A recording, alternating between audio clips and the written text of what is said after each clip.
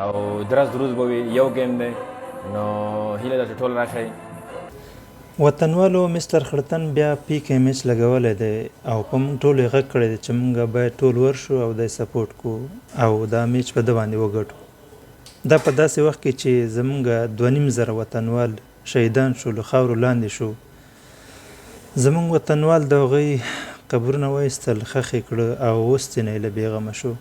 او همدا اوس مو بل خبر واورېده چې په بغلان ولایت کې په یو جومات کې چاودنه شوې ده چې په هغې کې نه پوهېږم چې څو به پکې شهیدان وي، خو هغه به دې نه بعد ګورو او هغه به بیا جنازې کوو او ښخوو به یې. نو د ټول ملت نه یې دا خواست دی چې راشئ دی سپورټ کوي، د باندې میچ وګټئ.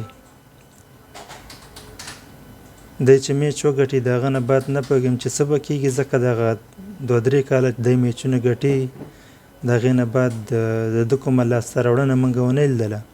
خو همغه ډبل ټیپ پوش د سکور او ډبل دی او ترپل دی همدغه شی به وي.